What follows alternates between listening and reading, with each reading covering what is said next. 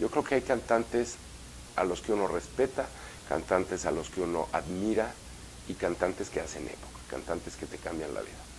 Cantantes que tú oyes a ese cantante y te quieres dedicar a eso.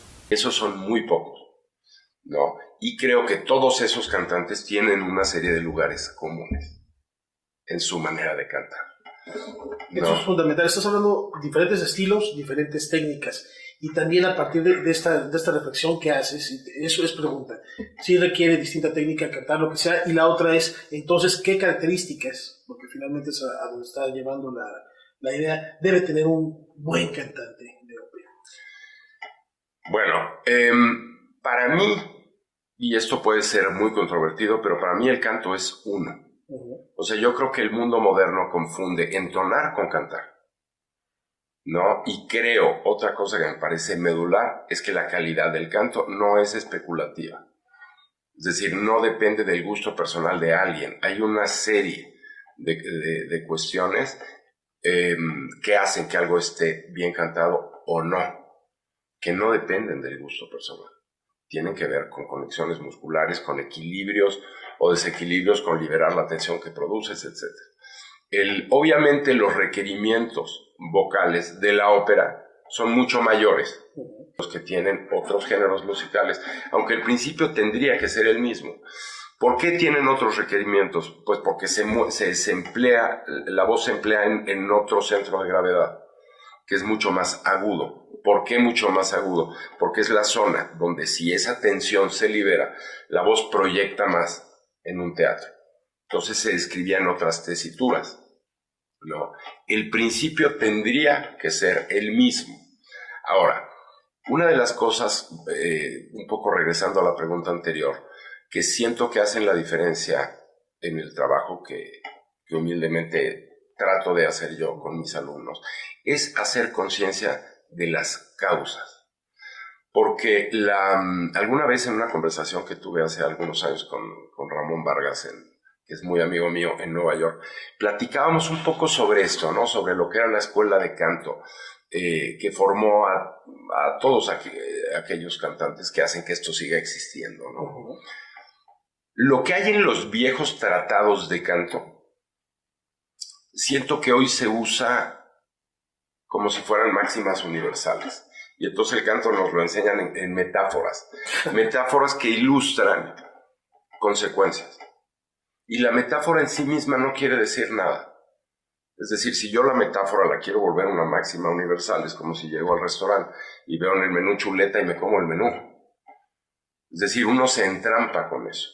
Entonces, en general, nos hablan de respira profundo, al fondo del aire, acá pones duro, acá relajas, acá buscas el resonador y levantas el velo del paladar y todo este tipo de cosas que cualquiera que haya tomado una clase de canto ha oído dichas de una manera o de otra. Todos estos preceptos tienen un porqué.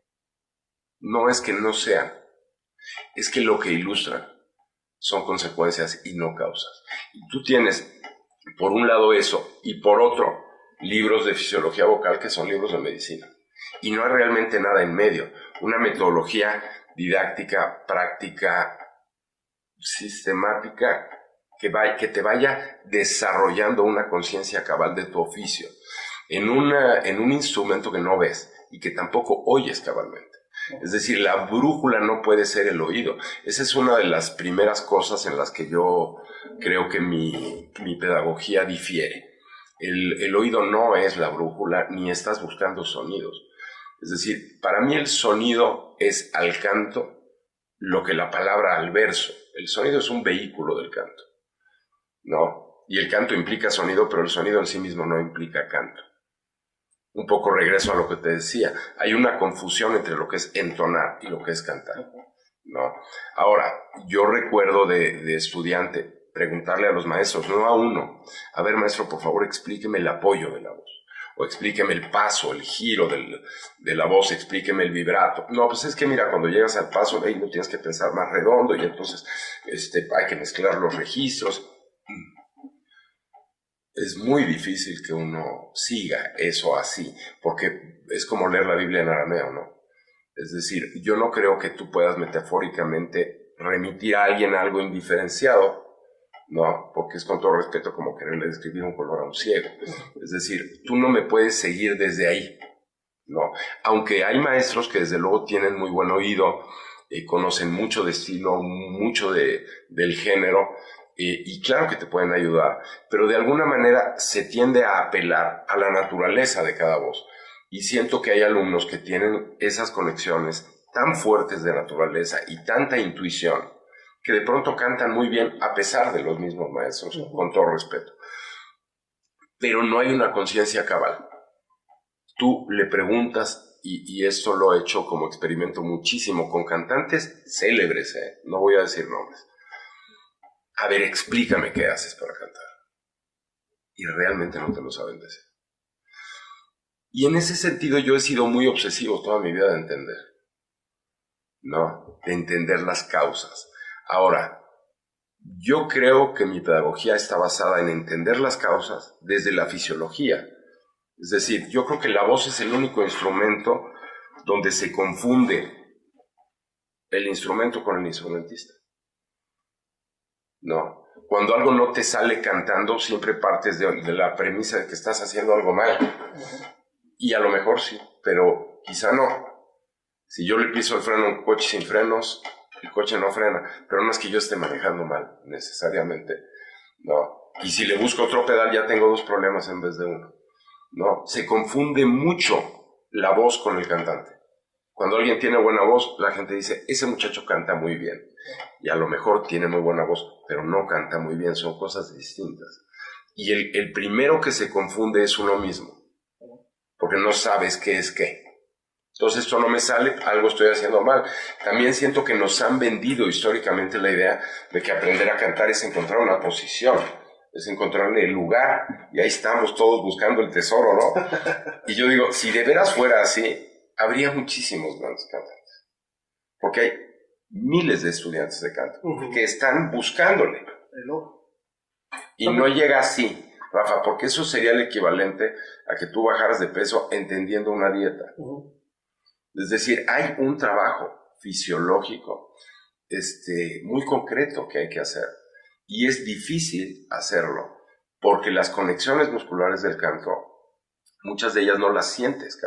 Tú no sientes las cuerdas vocales cerrando, ¿no? Entonces, para mí, fíjate, esto es bien importante y es algo que a mí me conmueve mucho porque yo lo viví realmente como un hallazgo, ¿no? Cuando entendí, está lleno de paradojas esto.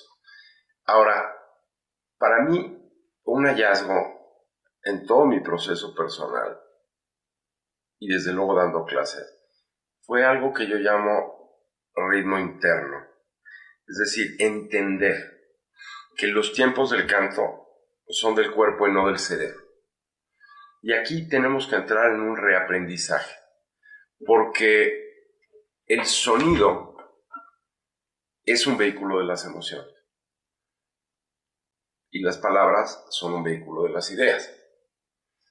Por eso en teatro, como en canto, la historia la cuenta el subtexto. Si yo te pregunto, Rafa, ¿cómo estás? Y tú me dices, bien. No te veo bien. Entonces el bien se anula. Yo me quedo con lo que percibo. Las conexiones correctas del canto, el orden del canto, del gran canto, al cuerpo le son inherentes.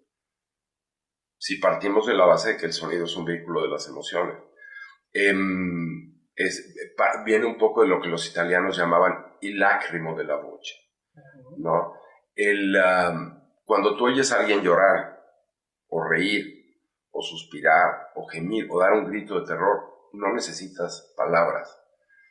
El sonido expresa cabalmente la emoción, para eso es la voz. Y normalmente esa emoción tú la percibes aquí, no la tamizas con el oído desde un prejuicio estético. No dices, ay, qué bonito suena esa risa, ¿no? Siento que paradójicamente lo que nos ha perdido como cantantes y también como pedagogos al respecto es buscarlo desde un prejuicio estético, es decir, porque sería como confundir la sonrisa con la felicidad. Es decir, si yo me pongo a buscar un sonido bonito, es como si hay una cara en la que yo creo que me veo mejor y siempre pongo la misma. Es que es así, de alguna manera. Entonces se vuelve todo acartonado, ¿no? Porque todos esos preceptos de pones duro acá, si yo levanto esto a mí se me pone duro el brazo, pero yo no pongo duro el brazo para levantarlo. Hay una acción-reacción donde yo pongo mi músculo al servicio de algo, y ese algo es lo que es importante. Lo otro se vuelve anecdótico y es relativamente irrelevante, ¿no? Entonces, si yo parto de todos estos clichés, hay un cartón que no me permite conectarme con la emoción y fluir desde donde es. Ahora, ese orden, que te repito, al cuerpo le es inherente, desarrollarlo como un instrumento musical es una destreza muy concreta. Porque las conexiones musculares que tenemos que fortalecer, las que cierran las cuerdas, para que el sonido pueda estar realmente apoyado, ¿no? Y el apoyo no es poner duro nada, el apoyo es un contacto entre dos fuerzas que al chocar liberan energía. Por eso el sonido tiene pulso, por eso tiene un vibrato.